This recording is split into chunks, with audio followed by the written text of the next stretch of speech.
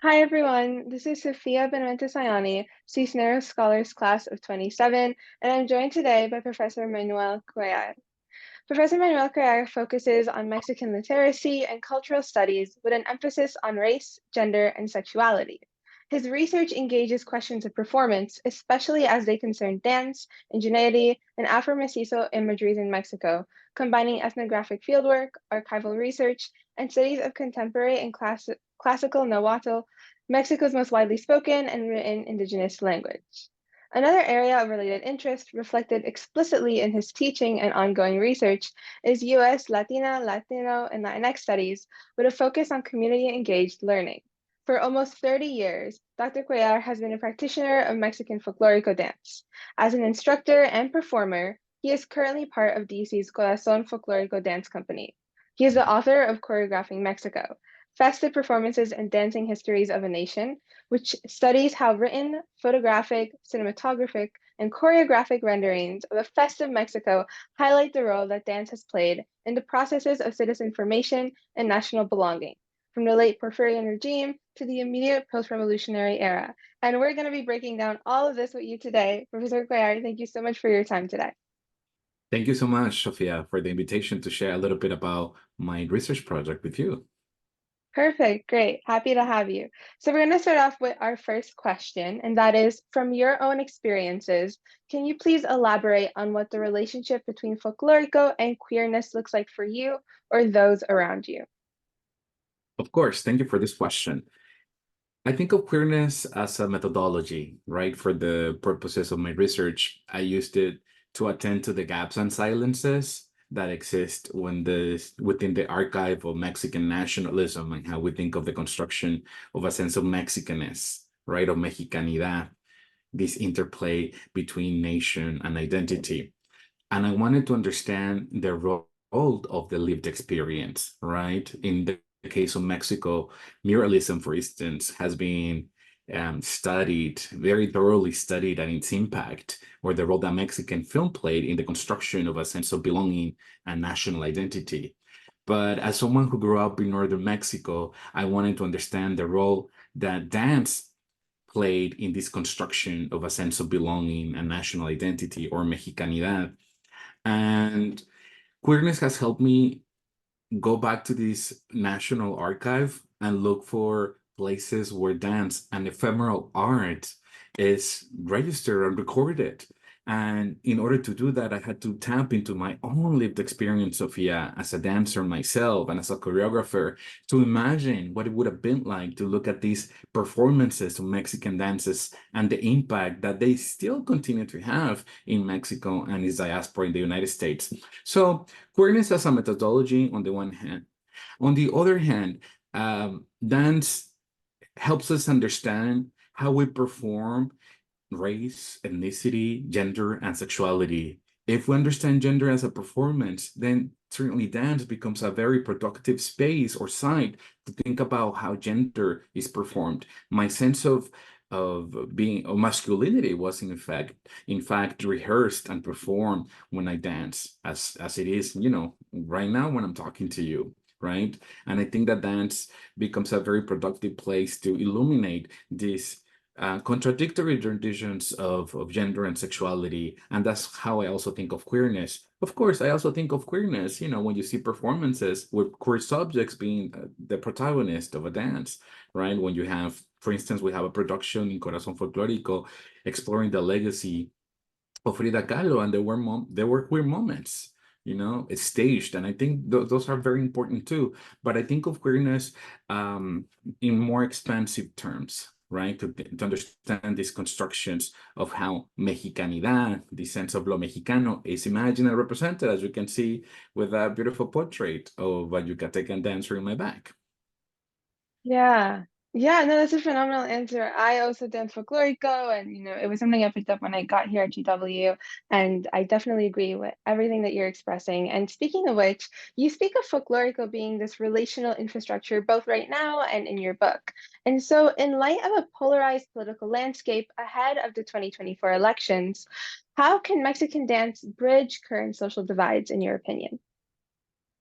Well, I think of it as a relational infrastructure, and I borrowed this term from Judith Hamera to help me understand dance and dancing communities, right? As part of well, first dance as a form of communication, and these dancing communities as interpretative communities, right? As communities who understand meaning and engage in the creation of this meaning. So I think it helps me elucidate different modes of belonging, right? By thinking of dance as a mode of relationality, as a way to relating to others. On the one hand, relating, meaning narrating or sharing one story, right? To narrate, to relate something, but also to identify with, right? Um, to relate to someone, to relate with something, correct? In Spanish, we would use different verbs, relacionarnos con, identificarnos, o narrar, right? So I think it's a very productive way of understanding dance as a meaningful cultural discourse. And I think that the social work that dance performs, it's very important. And I think Mexican dance or any form of expressive culture of any Latina dances are these sites of affirmation and exploration of our identities, are ways for us to inhabit and occupy space and reclaim it as part of our own and our communities.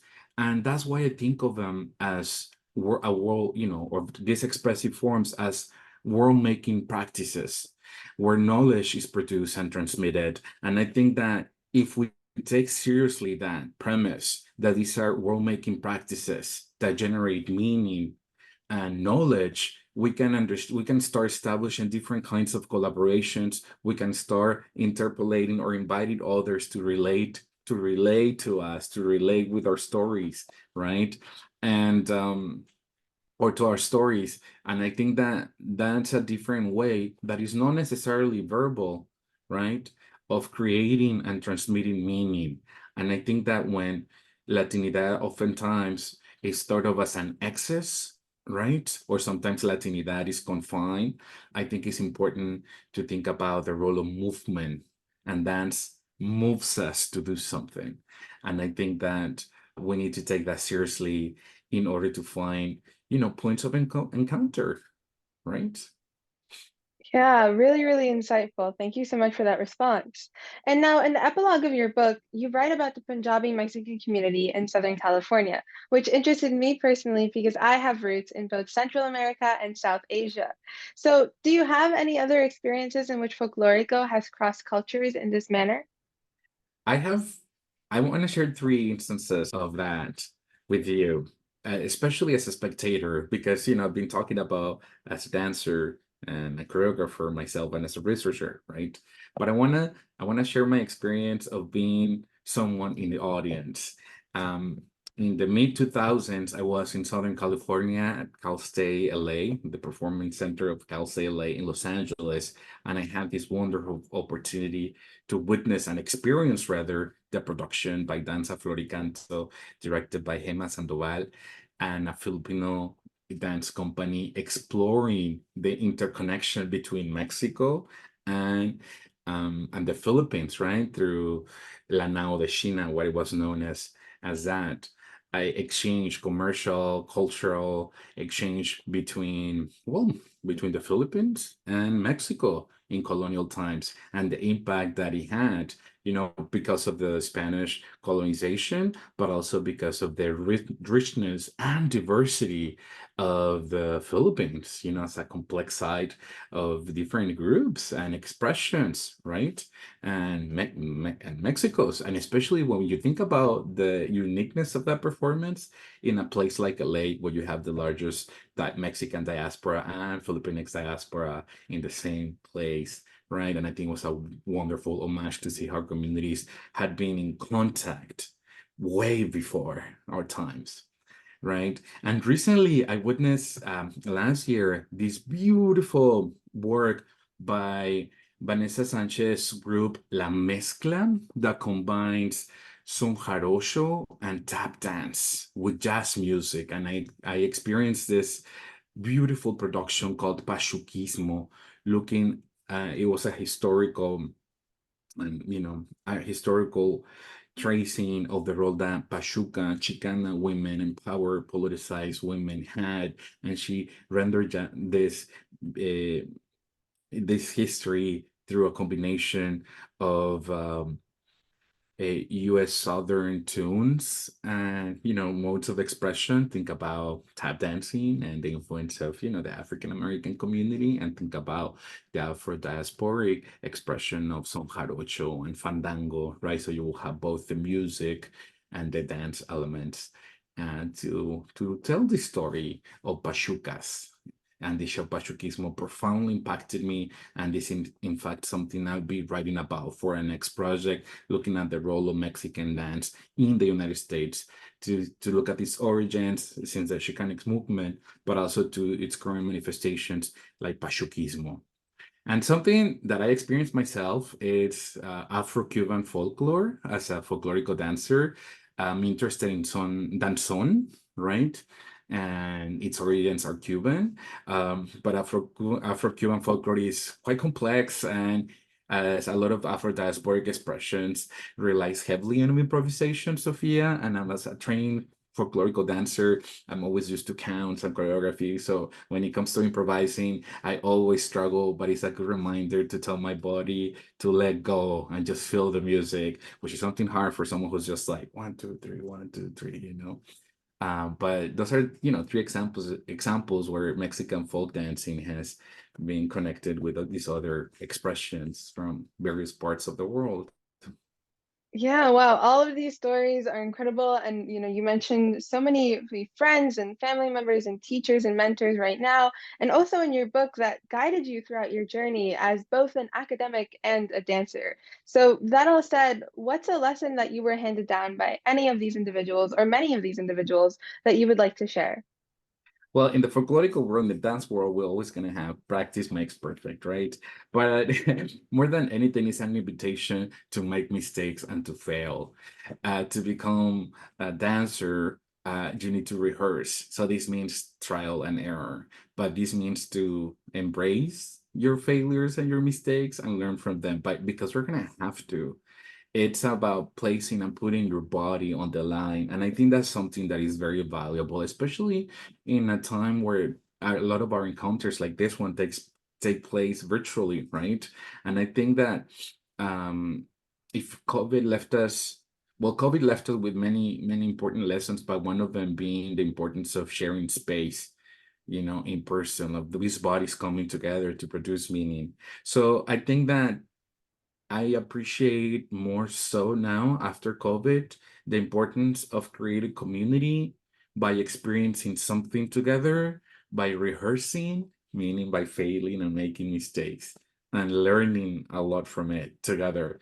And I think that's something that post-COVID we cannot take for granted. These, vital opportunities for us to grow and to create community. Because I think this is how at the end of the day, and this is another lesson, is to create the communities you want to belong collectively, to foster those communities.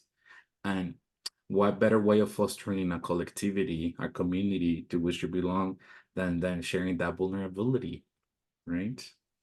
Right. Yeah, definitely agree. And very happy to share this, conversation with you and with our audience. And for our last closing question, you mentioned that the archiving process is related to power, and your book serves as this larger archive of Mexican history and art.